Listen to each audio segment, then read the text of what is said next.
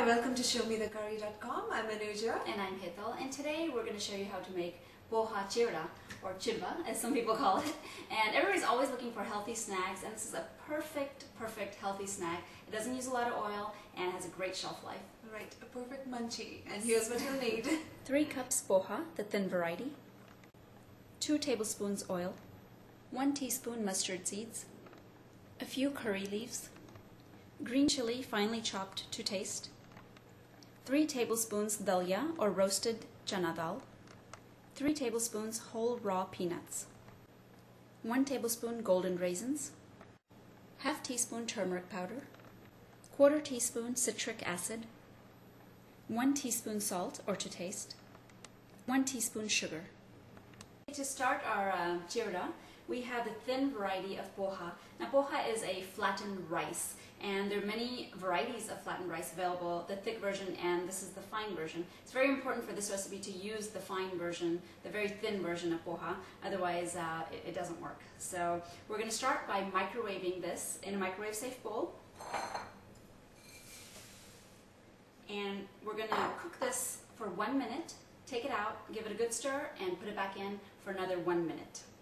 What's going on? I'm going to use my muscles. I got a mortar and pestle over here. I'm going to go ahead and grind the citric acid and the salt together. I'm going to make a fine powder of it.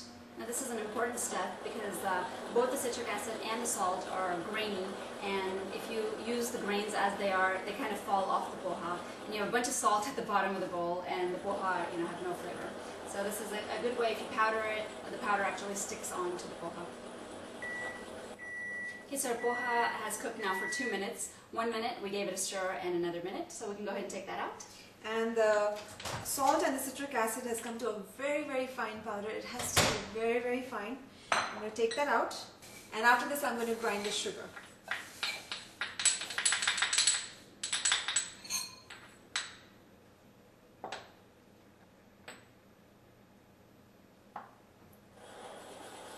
So this bhabha is absolutely perfect. They were, when we started, extremely flat sheets of rice, and now they've kind of curled up a little bit and a little bit shrunk in size also. And if you taste one, it should be very crisp, and then you know it's perfect. Yep, and I'm ready with the sugar as well. Okay, so now we're going to go over to our stove and finish this off. Okay, so we have our stove going here. We have a non-stick pan going on medium heat. We're going to add in our oil. Now a lot of these snack foods which you buy from Indian restaurants, and of course they're extremely delicious, but they're fried, so of course they're going to taste really good. But if you just need an alternative, you want the flavor, you don't want the fat, you don't want the unhealthiness of it, then great option.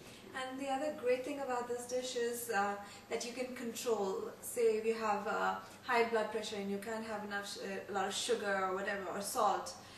You can control the amount of sugar, salt you put in this because you made it at home. It's a lot healthier, and you can control whatever you want. So, it's just so much easier for people who don't have a whole lot of alternatives. We're going to go ahead and add in the mustard seeds. And definitely wait for these to pop before you go on.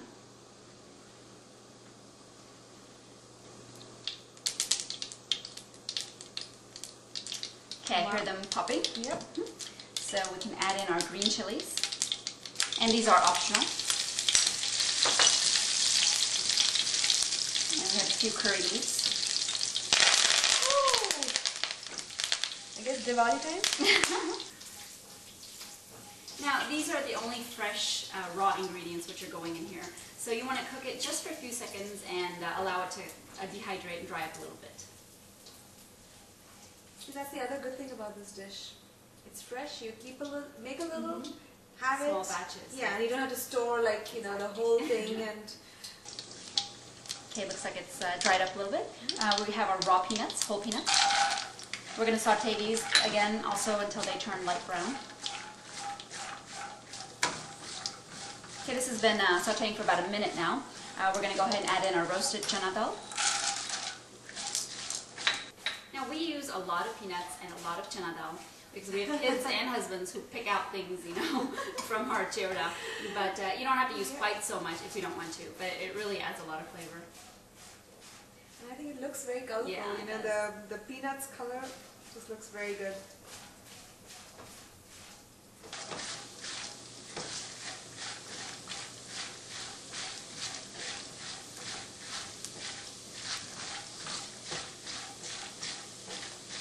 So a lot of our viewers have been asking us for snack ideas, you know, healthy snack ideas, you know, when they come back from work or when their husbands come back from work or for the kids.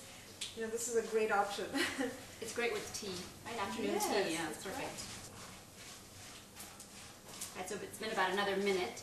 We're going to go ahead and add in our golden raisins. And again, we're going to saute all of this until it all has a nice golden color to it. Okay, nice and golden color it has come now. So we have turmeric powder. And this is our salt and citric acid mixture. We're going to go ahead and put it in the oil, and it helps it to get evenly coated onto the bhabha. And bhabha. Give it a quick stir. And you have to mix this very well because, again, the bhabha are white, and you want to make sure all the turmeric and all the salt mixture gets evenly coated onto everything.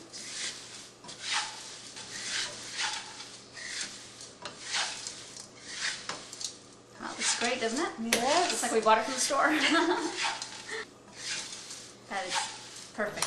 Evenly coated. Go ahead and switch off our stove. We're going to let this cool down for about a minute or two before we sprinkle our sugar, our powdered sugar, onto it. If we add sugar a little bit too early, what happens is that sugar caramelizes and that clumps. So we don't want that to happen. Just let it cool for just a couple of minutes and then evenly sprinkle the sugar. Okay, so it's been about 2 or 3 minutes. Our bhabha is still warm, but it's not extremely hot. We can go ahead and add in our powdered sugar.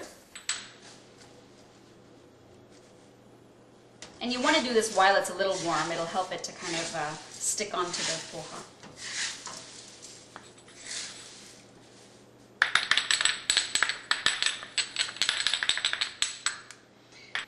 And actually, one tip, at least for the people living in the US, try to grind it yourself, the sugar, because if you use the caster sugar, powdered sugar, it has a little bit of cornstarch in it, yeah. and you don't want to do that, you don't want to use that, so just grind it yourself. It really, literally takes like a minute or so just to grind it up. Just a little muscle power. And that's it. I mean, this is ready to go. Be sure you cool it down a little bit before you store it in an airtight container. And it stays for weeks. Literally, you know, nothing happens to it, and you can even make this in large batches if you want, or you can make it in small batches and enjoy it fresh all the time. And it does not need to be in the refrigerator. Exactly. You can keep it outside and just enjoy it. So join us again on another episode of ShowMeTheCurry.com. Adding a pinch of spice to your life.